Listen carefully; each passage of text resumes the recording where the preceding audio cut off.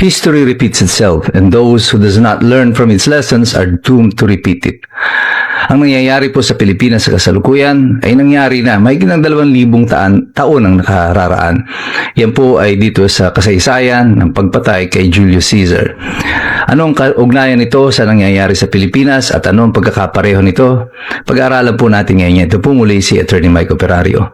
Noong 44 BC, si Julius Caesar ay pinaslang ng Senado o at least 6 na po miyembro ng Senado ng Roma.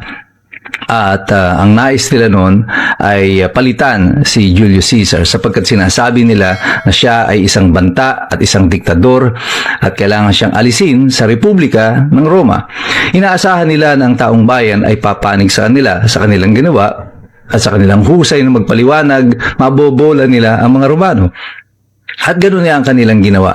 Tulong-tulong sinaksak nila si Julius Caesar 23 beses. At pagkatapos siyang patayin, sila ay lumabas sa Senado, nagpaliwanag sa mga tao at naglakad pa sila at inaanunsyo sa mga tao na malayo na ang Roma.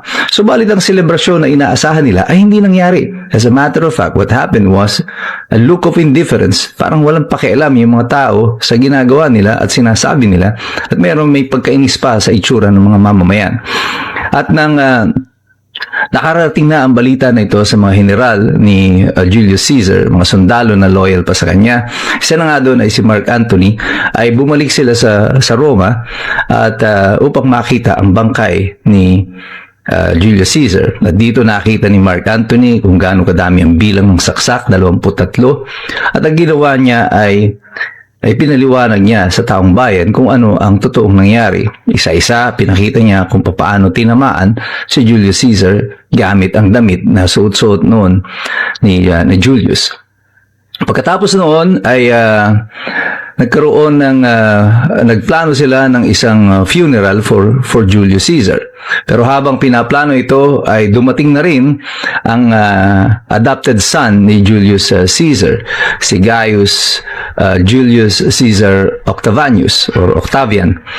At siya ay 18 taong gulang lamang noon at bumalik siya sa Roma upang tignan ang nangyari sa kanyang adoptive father. At nung nagkaroon na ng paglilibing kay Julius Caesar, isang makasaysayang event happened. There was a planned state funeral na mangyayari kasi ang mga Romano ay sinusunog pag sila ay namamatay. Pero nung nagpuprosesyon na, hindi na na-contain ng mga tao ang kanilang galit at kinuha nila ang bangkay ni Julius Caesar, kinarga nila ito sa paligid ng Roma, pero hindi nila ito dinala doon sa designated na lugar kung saan susunugin ang bangkay. Bagkus, nag-riot noon ang mga Romano, naggawa sila ng sarili nilang pagsusunugan kay Julius Caesar doon mismo sa town center, malapit sa Senado kung saan siya ay pinaslang. At pagkatapos noon, sinunog ang bangkay at nagkaroon ng malaking riot. And this triggered the civil war in Rome. Naghati-hati eventually na ang mga sundalo nila Mark Antony at saka nila Octavian ay pumasok sa Roma at nagsilikas ang mga senador na pumatay sa ama ni Octavian. Nagkaroon pa ng mahabang mga alliances tungkol dito, si Mark Antony, si Octavian, pero eventually ang naging pinuno ng Roma ay ang anak ni Julius Caesar na si Octavian, and he restyled himself, he was named as Augustus. At pagkatapos nun, nung siya na ang pinuno ng Roma, ang lahat ng pumaslang sa kanyang ama ay isa-isa niyang pinagbayad. Hinanting lahat ng mga ito hanggang ang bawat isa sa kanila ay namatay din. And this is where the semblance of what is happening in our country begins and ends. Kung mapapansin ninyo, si Rodrigo Duterte is just like Julius Caesar. Siya ay pinagtaksilan. Siya ay ikinulong sa The Hague ng mga tao din na dati niyang mga kasama. Bongbong Marcos, sila Remulla. Lahat ng mga ito ay mga supposedly ay mga dating kaalyado sa politika. Yung mga pumapalakpak sa Kongreso noon kay Rodrigo Duterte nang siya pa ang Pangulo, ay siya rin niya yung hiyaw ng hiyaw at tahol ng tahol na kinukundina. Ang mga dilawan at ang mga pink, with their woke agenda, ang feeling nila is that if they explain enough to the people, maniniwala tayo na masama ang kampanya laban sa droga.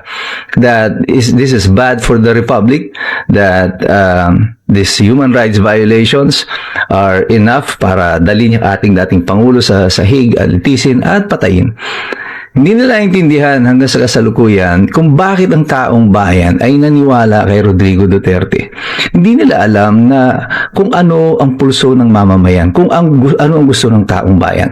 Nung panahon ni Rodrigo Duterte na malala ang sitwasyon ng droga at kriminalidad sa ating bansa, kung saan lahat ng mga involved sa mga sindikato at narco-politics are the ones now running the government, people needed stability, and they found it in Rodrigo Duterte. Hindi yan naintindihan ng mga pink, ng mga dilaw at may mga woke agenda. Nakala nila sa pagkanilang mga pagsasalita, yung kanilang mga speech na gagawing santo ang mga drug addict, ito ang kailangan natin. Hindi ito ang kailangan ng taong bayan. Ang kailangan natin noon konkretong solusyon, and that is what Rodrigo Duterte provided. And he earned the loyalty of the people. 80% approval rating niya when he was out of office. Even up to today, nasa 77% ng kanyang approval rating habang siya ay nakakulong sa Hague. But this is where the similarity is about to happen before our eyes. Lagi ko na sinasabi nito, that Rodrigo Duterte is an old man, and he will die soon.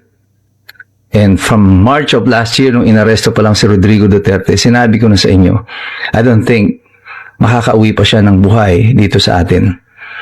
And if history is about to repeat itself, that funeral, when it happens, kapag inuwi nilang bangkay sa Pilipinas si Rodrigo Duterte, what happened in Rome at the time of Julius Caesar will happen again in the Philippines.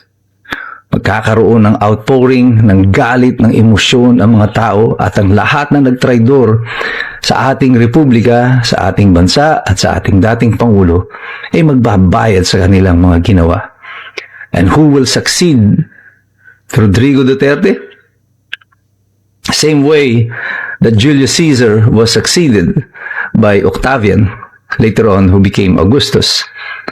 Rodrigo Duterte is bound to be succeeded by her daughter, Sara Duterte. At yan ay hindi maintindihan hanggang sa kasalukuyan ng mga pink, ng dilaw, ng mga Marcos loyalists, because they never studied their history. Hindi nila inaral ang kanilang kasaysayan. At sila ay nakasakay sa kanilang sariling pride and sa kanilang kayabangan, na naniniwala sila na sila ay mas matalino sa taong bayan. Pero ang taong bayan, hindi nyo na kami maloloko, sapagkat kami ay patuloy nagsisipaghanda, patuloy kaming nagsisipag-aral, dahil alam namin mahirap makialam ang taong walang alam. God bless you. God bless us all. Magbuhay ang Republika ng Pilipinas.